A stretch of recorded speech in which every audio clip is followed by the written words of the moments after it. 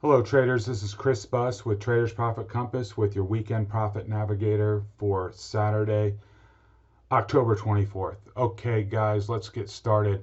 We got a big week ahead of earnings. We've got, this is really the peak of earnings cycle the peak of earnings for this cycle will be this week.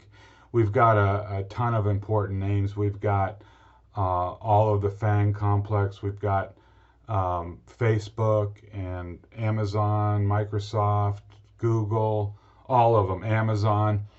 And I'm going to be watching really closely how these guys react to their earnings. We saw just this past week or so, we saw Netflix take a dump. We saw Intel take a dump. We saw Tesla have a good report, but then it was faded. So, and we've seen kind of soggy price action on the big cap tech complex. I'm going to set Facebook aside. It got a bump from Snap's earnings. And the other one that has done rather well is Google. But the other ones have been, kind of soggy, so I'm going to watch that really close. We've also got a lot of industrial names. You see Caterpillar and UPS, Boeing, GE, just a bunch of names this week. So let's pay close attention. My process doesn't allow me to hold these names individually, into earnings. I've just never had good luck in my trading career trying to play earnings. You may think differently, and if so, just be smart about it. No oversized bets, because really anything can happen. It truly is a dart throw.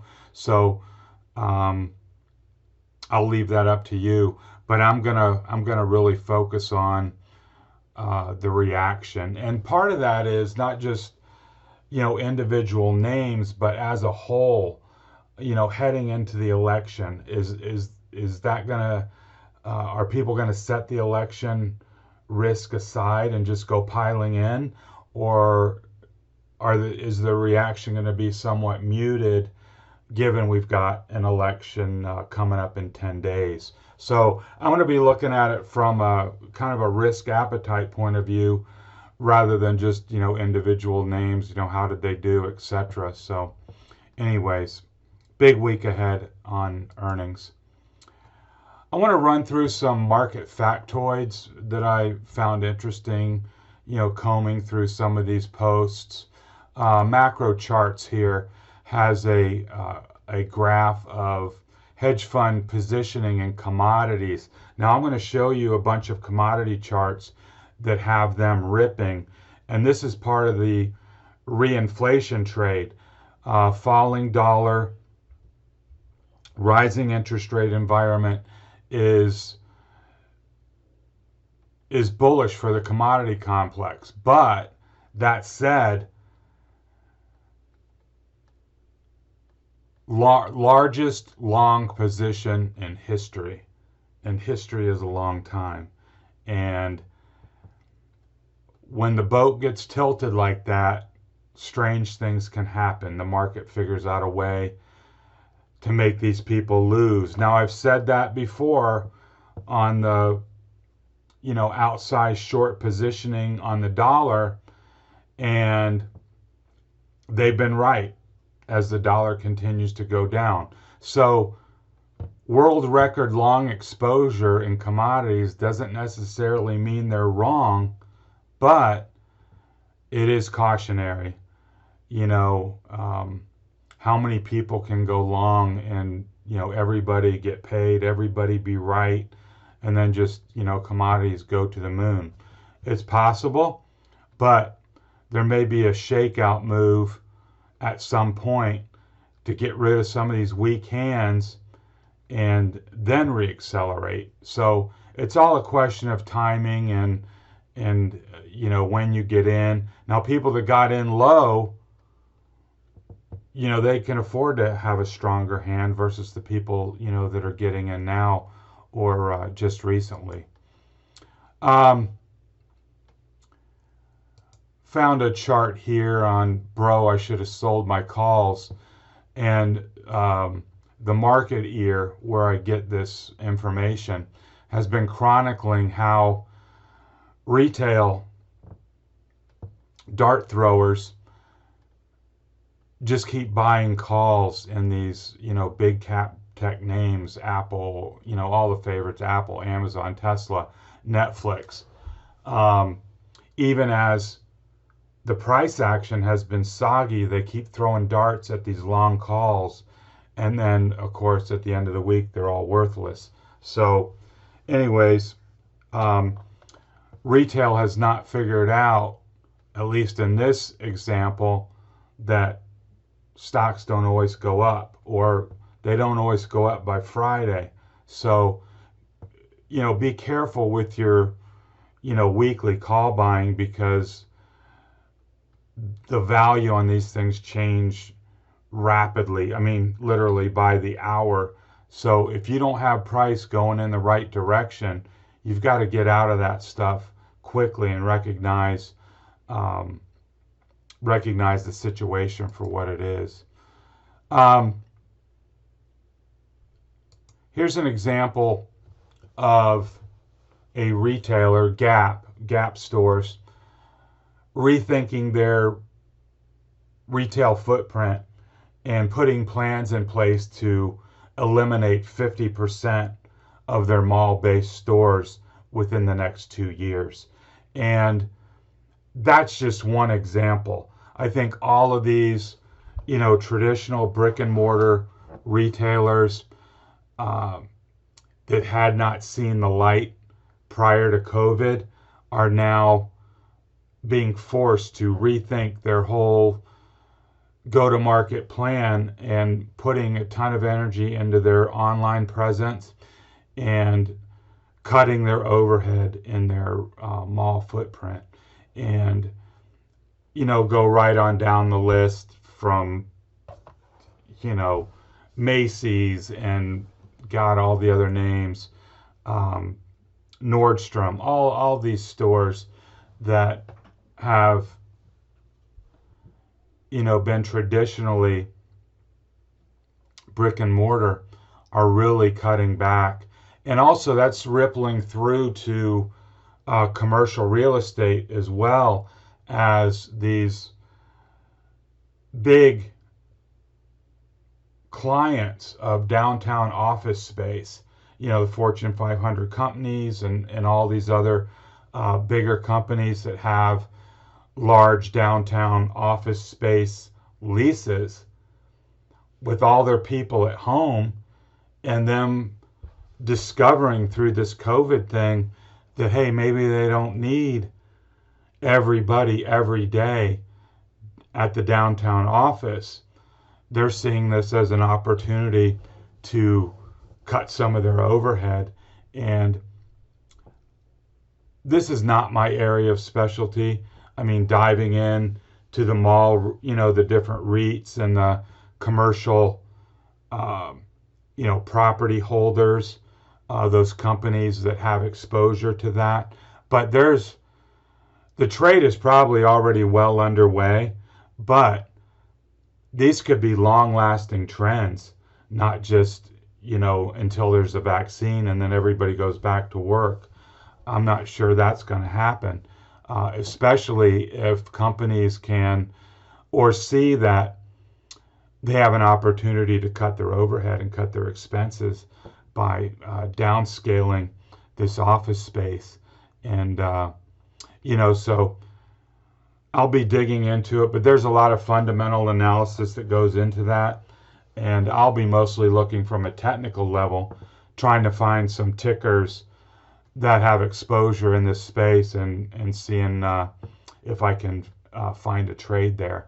And if any of you have, a fundamental view on any of these tickers or companies that have big exposure in these spaces, please let me know and I'll share it with the rest of the group. A couple more slides here on sentiment. Goldman has a thing out saying long sentiment is now back at extremes, and the marketeer put together a series of 7 slides. I don't have every one of them here. I have two. Everybody and their brother are set up for a rip into the new year. After the election, risk clears. They're all set up to be long for the Q4 rally. And seasonally, that makes sense. Q4 usually is a good quarter. Here we've got people buying VIX puts for after the election, where they expect, a ton of volatility to come out, and then, the equity market rip, which will again force down volatility. So everybody's loading up on VIX puts. Hedge funds are max long. Their gross exposure is maxed out. It's been maxed out. There's literally nobody has a bunch of cash on the sidelines from the hedge funds. And I don't have the slide here, but short interest continues to fall on SPY and the indexes in general. So the worry there is if the market somehow goes the other way. There's no breaks, because if everybody's long and nobody's short, there's no one to cover. There's no one to buy to cover. So you get those, quick, sharp drops, and there's no breaks down below. So I still remain bullish, but that's what keeps me up at night, knowing that, everybody and their brother is bullish as well. So that's cautionary. And that's actually, along with the election, is keeping me from, going max all in. That may prove to be a mistake, but everybody's got to make that risk assessment in their own portfolio about how far out on their skis do they want to go, into the election, into year's end. I've got several charts here on risk appetite. Here's a ratio chart that I keep that measures high beta versus high quality. We had the ramp off the low, and then we've been in a period of consolidation since the midsummer months. And now, we had our late September low, and now we've come off that low with buying, more risk, and now we're up towards, I've got an intermediate resistance level here, but then the box high is up here. Should we break out of this box? The ratio is just like a stock, and I'm fond of boxes. You break out of the box, then you've got room to run. And so I'll be watching this in the days and weeks ahead to see if risk appetite keeps increasing, or if it hits a wall and comes back like it did here in August and September. Here's another measure that shows a lot of the same thing. It's high beta versus low volatility stocks.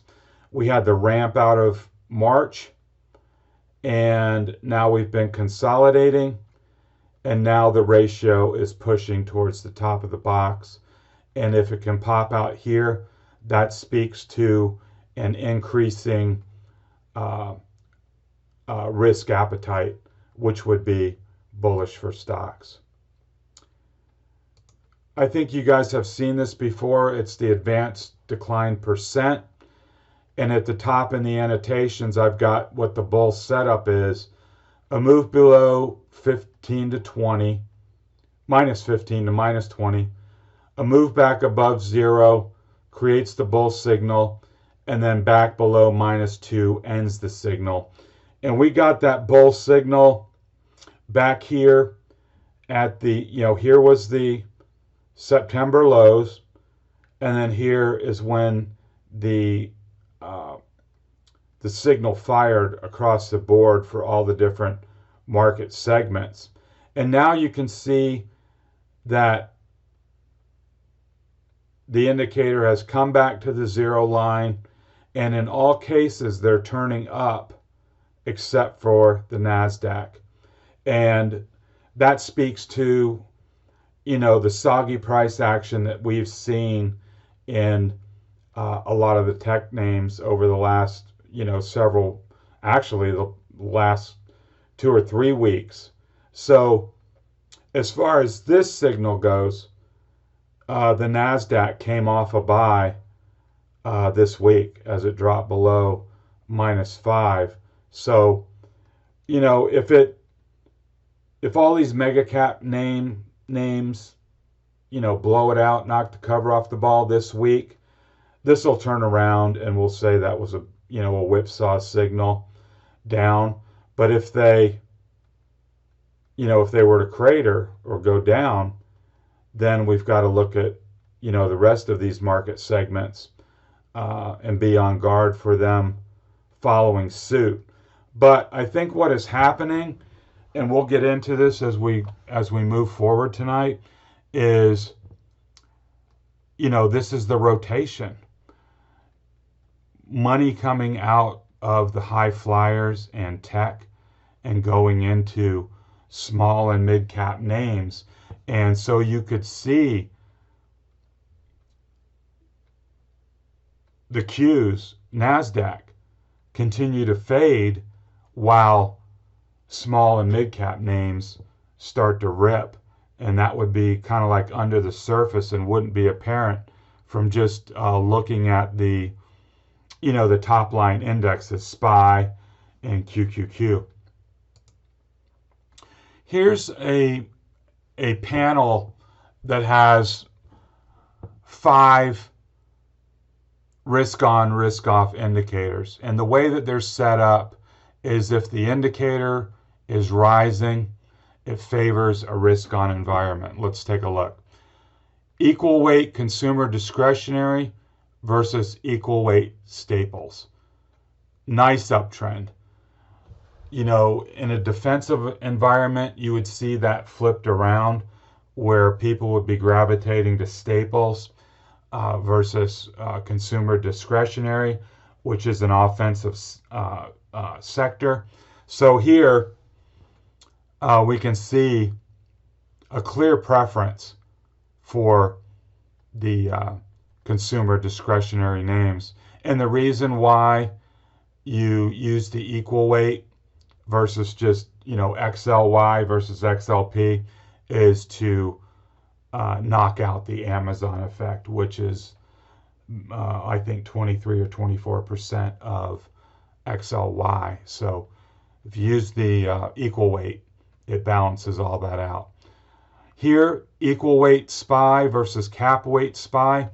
So if in advance was very, very narrow, you would see the cap weighted SPY outperforming and the equal weight underperforming, which would cause this to go down. Now, the fact that the equal weight SPY is holding its own, I count that as a positive. That the 495 other stocks beneath the surface of the, the big 5 are holding their own. So I call that, the tie goes to the bulls. And unless I saw this thing started going, really downhill, I would say that this is still a bullish setup. Equities outperforming bonds, that's risk on. 5-year yield rising, that's risk on. And then high yield bonds versus investment grade bonds. High yield bonds are a risk on asset. So when you see high yield bonds outperforming investment grade, that marks generally a risk on environment. So we got 4 of the 5 clearly bullish, clearly risk on, and you can interpret this one the way you want, but the way I see it, if equal weight is performing in line with the cap weighted, I think the tie goes to the bulls. Let's move on to the dollar. We had the break below, as you'll recall here, and then we had a run up. I was thinking with everybody short, we were going to get a short squeeze that was going to push this back up into this range. That was wrong. The dollar has subsequently rolled over and is now coming into key support down at 92. Now, it may find support here and just, oscillate for weeks and weeks and weeks like it did over here, or it could bounce, or it could fail.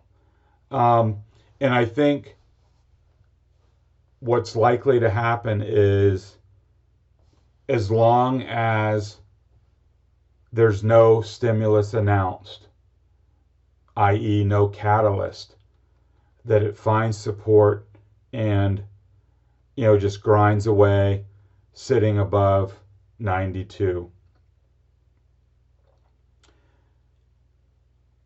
If there's an announcement either before or after the election that there's some stimulus plan between $2 and $4 trillion, this is going to take a dump, I would think, and that will be a huge catalyst for precious metals. It should be a catalyst for Bitcoin. It should be a catalyst for commodities if that happens. So mark, even if you're not a dollar trader, mark 92 on your US dollar chart, or find a comparable level on UUP, which is the ETF for the dollar. Mark that level, because that will be a big technical event that you're not going to want to miss.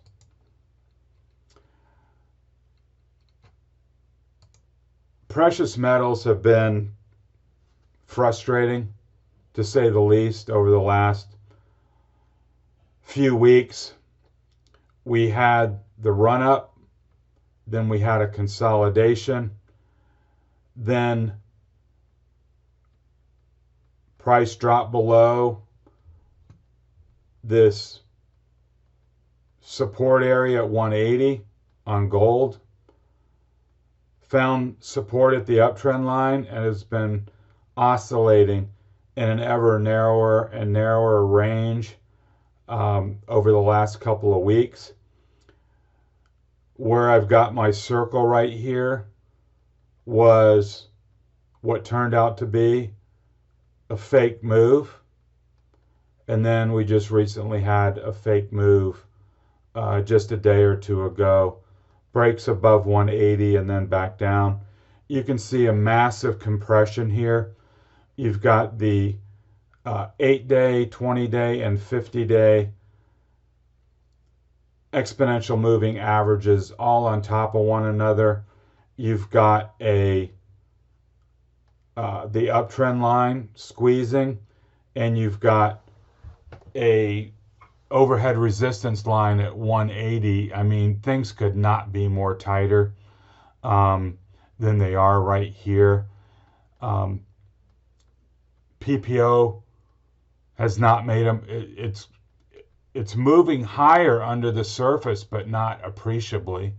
I mean, there is positive divergence there, a rising PPO, with price being dead flat and RSI also rising. So that gives me hope that there's going to be a big breakout, but it's probably waiting on the dollar, to be honest, to make that impulsive move higher out of this consolidation range and back up towards the highs. But if this line breaks with some news catalyst or whatever, then you're probably going to see a flash move down to 171 right here for starters, and even possibly lower to the 200, possibly even 160, because there is a lot of energy being coiled here. And if that were to break, it would not be good for bulls. And what I'm hoping is that energy is going to release to the upside with either the COVID relief package announcement, or if the dollar breaks down ahead of that announcement. But I think the move is going to be dramatic, whatever way it goes. And this is exactly the same chart. This is silver. Breakdown below the support level, finding support at the uptrend line. Everything's squeezing. All the exponential moving averages are on top of one another. You've got bullish divergence under the surface with RSI and PPO rising, but yet not breaking out into their bullish territory. It's going to be a big move, and I think it's a coin flip right now as to which way it goes. I'm hoping and leaning to the bullish side, just because I think the dollar is heading lower, especially if there's a big relief package. But you never know. You never know which way it's going to go. So anyways, I think this too will be a very big move. Part of my frustration is that I am long miners out in December. I think I bought this move right here. This one right here when it broke above this 40 overhead resistance level. I thought it was going to go, and it came right back and has actually gotten a little bit weaker. But this is the same exact setup. I mean, the miners are a leverage play on the metal. So whatever way gold goes, this is going to go, further and faster. So I'm holding my position, but right on the edge, to be honest.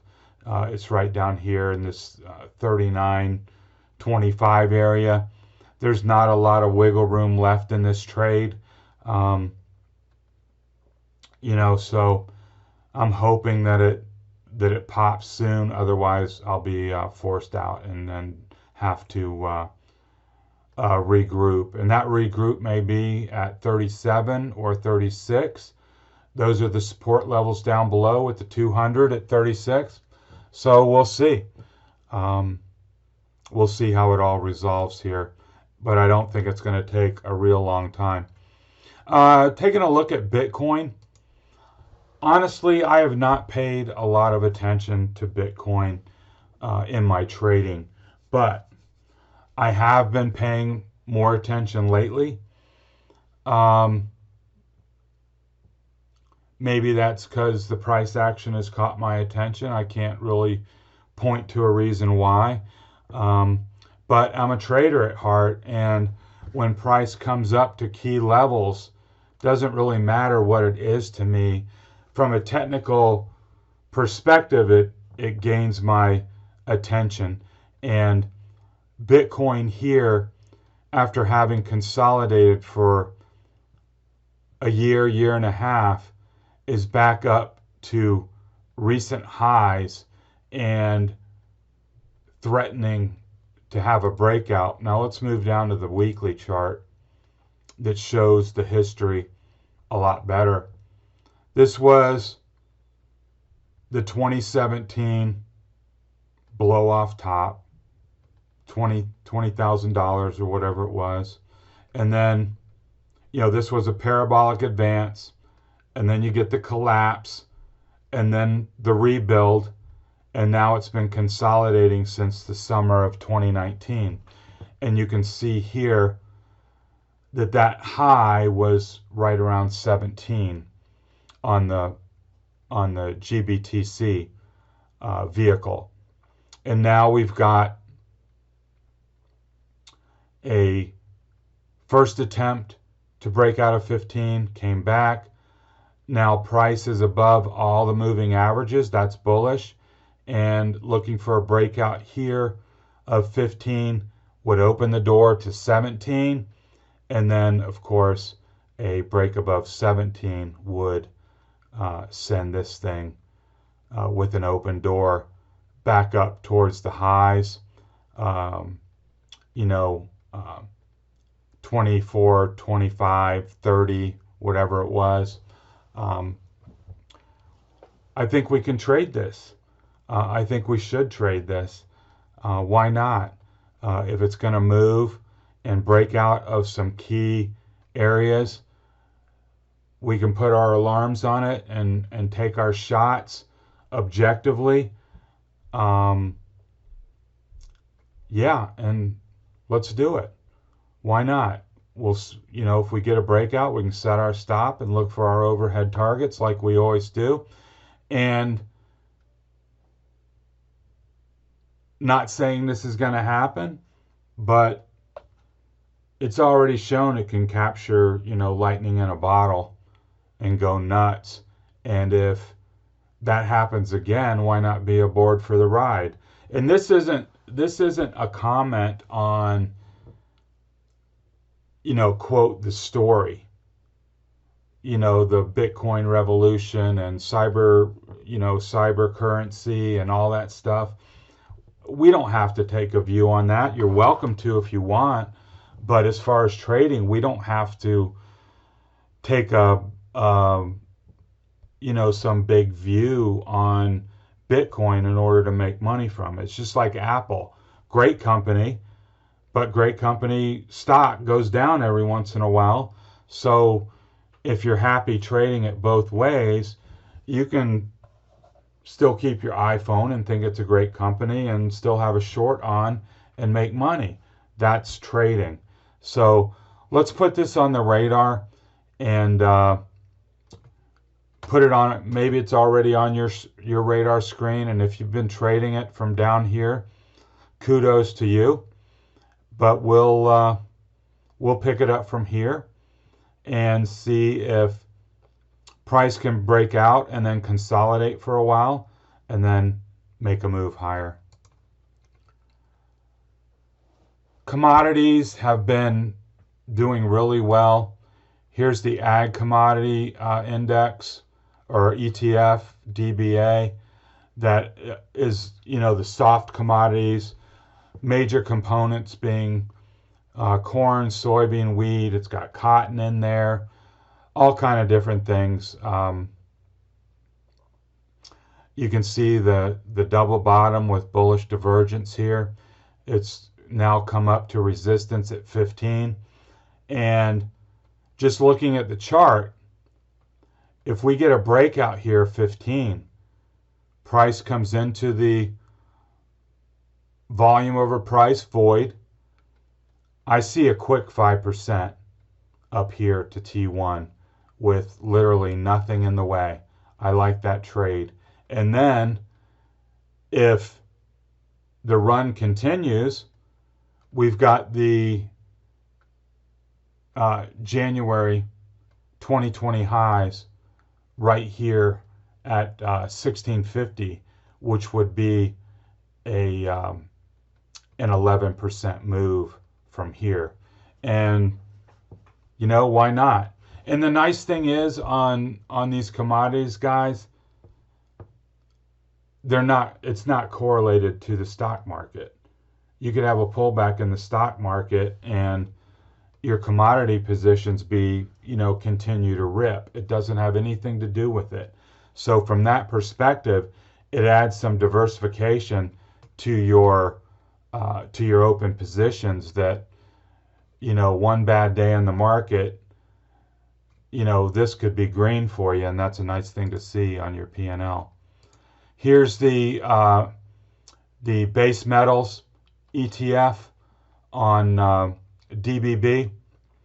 This has your copper, your aluminum, your nickel, your zinc, those type metals, and you can see we are right here at key resistance with this large volume over price bar here.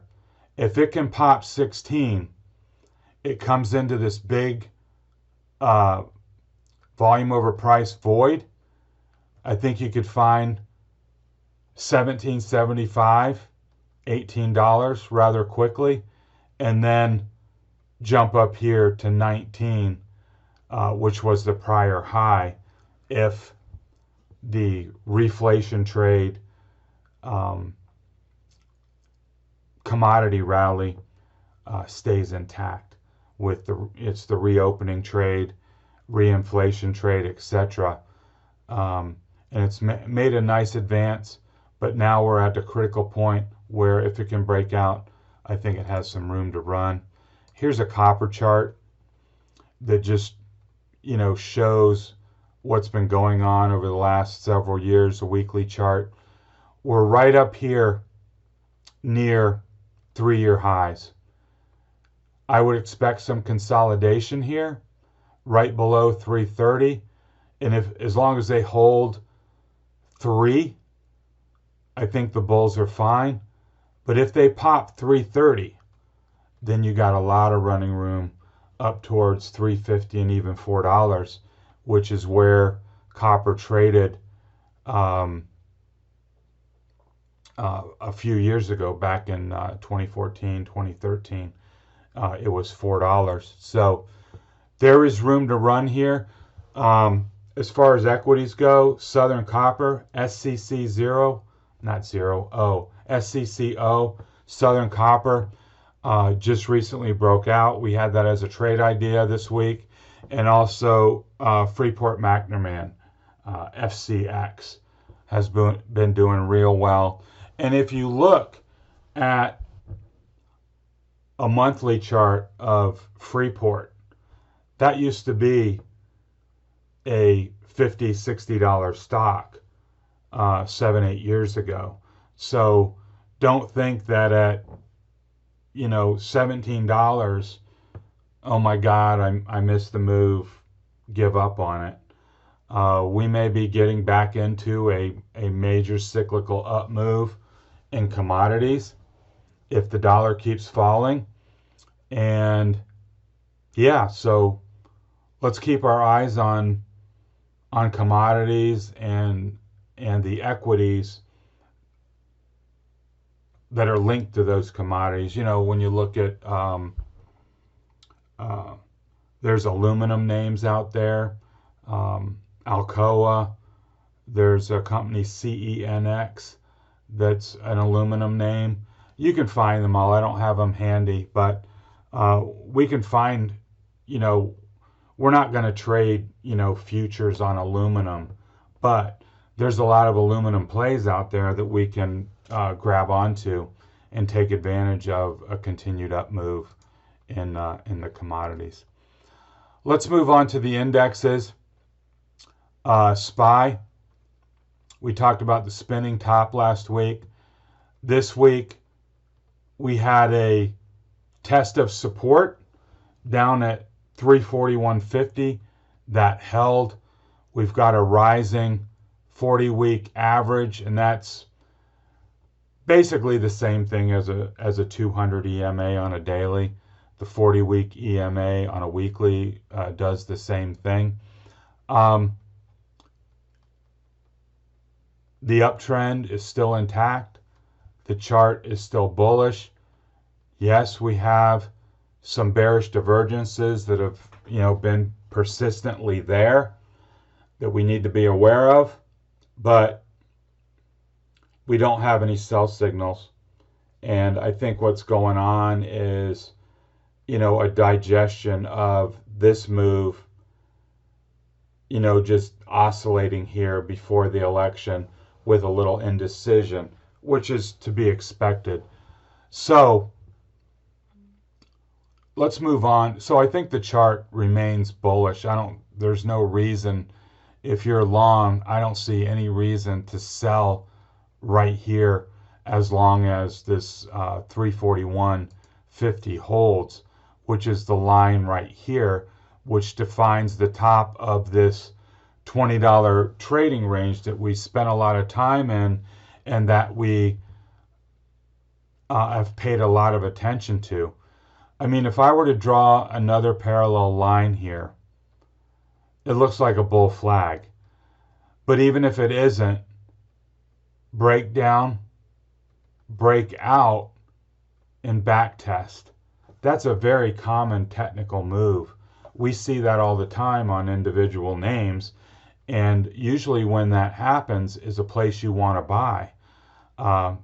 You miss the breakout, comes back for a retest, and that's actually a higher probability buy than right here when you get it, because it's completed the back test and now there's absolutely no reason to come back below. So if we get a breakout above this downtrend line, then it should portend positive things going forward with an opportunity to run and retest these highs towards 356. And you'd also see a turn higher in momentum and RSI. Both are already still in their bullish regimes above the zero line and above 50, but we've got this, persistent downtrend in both that we'd like to take out. And if price can pop here with momentum turning higher and RSI turning higher, that'll do a lot to dispel this yellow flag of fading momentum.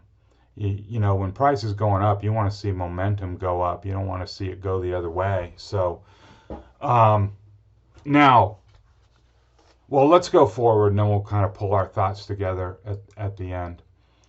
Qs. I'd say they're overall weaker than SPY, certainly weaker than IWM. There are no sell signals. We've got some bearish divergence. We have this bear cross that is still in effect. It hasn't broken higher. So the Qs in my mind are still, kind of vulnerable. I'm not going to say this week is make or break, but those 5 names are 25% of 25 or 40.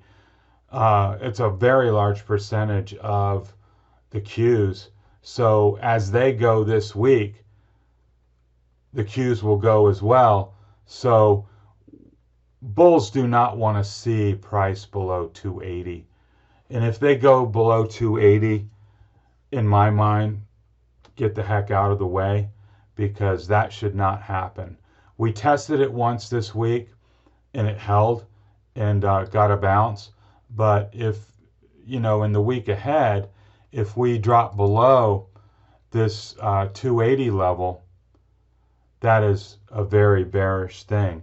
Right now, it's exactly like SPY. Breakdown, bottom out, recover, breakout, back test. It's supposed to go right here. Okay? We've tested, we've come back, we've tested 280 a couple times, and we need the breakout to come back up here towards 300 and test the all-time high again. And like I said, should we break below, and certainly break below this 50 EMA, which is at 277, that's very bearish, and you got to get out of the way if you see that, and don't wish and hope at that point. You should be repositioning, bearishly, if anything, for a move back down if 280 is lost and price drops below the 50 EMA. But as it stands now, looks like a bull flag and a back test of a breakout. And until price says something different, I think that's the default position to have or to be in. IWM to me is the most interesting right now. Last week we showed this IWM SPY ratio. It is, pressing here, trying to break out to show outperformance of IWM versus SPY. I've got another chart here which is momentum versus value, and it's just another way to look at the same trade. Here we've seen momentum outperform as the rising channel goes up, but now when the ratio goes down, that means value is outperforming, and we just recently broke this channel, and so the path of least resistance, at least right now, is lower, which means value outperforming. And notice the momentum really coming out, and RSI downtrend as well. And if you look around on your charts, some of these high momentum names, not just the FANG names, but Wayfair and some of these other names that have just gone, basically parabolic, they're starting to flatten out and even roll over in certain cases. So if everybody and their brother decides, I'm going to start buying some of this cheap stuff with a rising rate environment and, this reflation trade, you could see a lot of air come out of those momentum names very quickly and into the, the regional banks and the cruise line, the cruise lines, car rental companies, hotels, all that kind of stuff, all that cyclical stuff will catch bids in this type environment. So let's watch this ratio along with IWM versus SPY. And we can see here on the weekly chart of IWM, it looks completely different than SPY and IWM. This is trying to make a strong advance. Now it's taken a couple weeks here as a pause, but it's not pulling back. It's consolidating right here, at intermediate resistance. We've got a really strong momentum profile, and we've got a strong RSI profile. So I'm looking for this to come up and test this 167.50 where it's had trouble in the past. And, if you weren't long in here, I think you got to get long on a breakout of 167, which really sends it to levels it hasn't been in years. And that trade could really find some legs. And certainly, if you have been long, that's a place to move up your stops and roll your strikes higher, to take all these gains and put them in the bank. Here's the daily chart. Big impulsive move off of this gap support at 145. Made a quick $15 move, and now is putting in what looks like a bull flag to me, holding support here at 160 and starting to make a turn higher. And like I said, I think it's coming up here to this 167.50. and it may hesitate here for a moment to think about those prior highs. But if it breaks out here, I think that's a great place to move up your stops and then anchor a long position going forward. And anything north of 160, I think is fine. That's your stop essentially, just below 160, because it has held like a champ for the last couple of weeks, and it hasn't shown any signs of falling apart. So I think IWM looks really strong at the moment. All right, putting it all together, all our indexes are holding their breakouts. SPY has backtested 341.50 and is held. The Qs have backtested 280 and is held. And IWM technically looks the best of all of them, as the value reflation trade, higher interest rate environment seems to take hold. We'll see if it lasts, but things look strong from a technical standpoint. I've been cautiously adding some long positions, but that's all got to be in context with the election and where your whole portfolio sits. I don't like those sentiment charts that show everybody and their brothers long. I don't like that a bit. Aside from the election, that's one reason why I'm not, 300% long, leveraged to the hilt going into the election. I'm more of a defensive trader. And with all of FANG reporting and the election, 6 trading days out, I'm fine with what I've got. I may add a couple positions if I see something, but I don't feel the need to go out on a limb before an election when God knows what could happen. I don't know what everybody's planning on. They tell me that, blue wave and this and that. If this happens, that happens. Nobody really knows. Everybody thought Hillary won last time, and they were wrong. And, we've seen that movie before.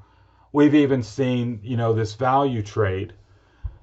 Everybody's been piling in at multiple points from the summer, and then they've been faded, every time. So is this time real? It feels real, but, they could fade it again. So you always got to keep that stuff in balance. I am bullish, but cautious from the standpoint of, portfolio positioning into a big week of earnings and right in front of the election. The way I see it, if there's going to be some massive Q4 rally, I'll be there for it. We will. But if there's a surprise, I don't want to be the guy with, everything I got long. I want to remain a little bit nimble. Breadth has remained strong. Calendar seasonality favors bullish outcomes in Q4. Earnings season has been pretty good. It's usually bullish. We haven't talked about it a lot, but if you want to take a bullish view on a sector,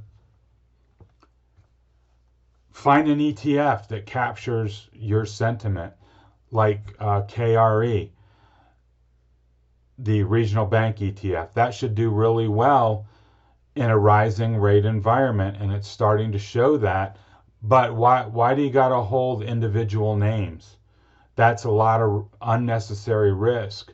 From where I stand, why not take the basket and express your view that way. And if these individual names perform, you'll see it in your ETF. But if one of them doesn't, and that's the one you're holding, you're wiped out. So I really like ETFs in earnings season. To me, I think the mega cap tech names still seem heavy. I would have thought you'd see more of a ramp into earnings for the Microsofts and the Amazons and the Apples and all that. They've been flatter than a pancake, and I'm not sure the reason why. But we did see that in Netflix. You know, it was down into earnings, and then earnings came out, and then they gapped it down. So usually it's not a great sign if a stock isn't behaving normally heading into earnings. That is often a heads up. So we'll have to wait and see. But what I really want to point out is if there truly is a rotation and we see money come out of momentum and into value, you could see like the QQQ index go down, but there be a raging bull market under the surface with these value names, and they will not make up for any loss in the mega cap tech names. So what I'm saying is there could be a lot of names and sectors ripping under the surface while the indexes go down. So I want you to be prepared for that. Commodities are doing great. Look for names in the commodities that you can express a view in, be it copper. Look at the ag commodity ETFs for diversification in your portfolio because they're non-correlated to the stock market. Let's pay attention to Bitcoin. We should have been trading it all along, but now that we're on the case, let's keep our eye on it.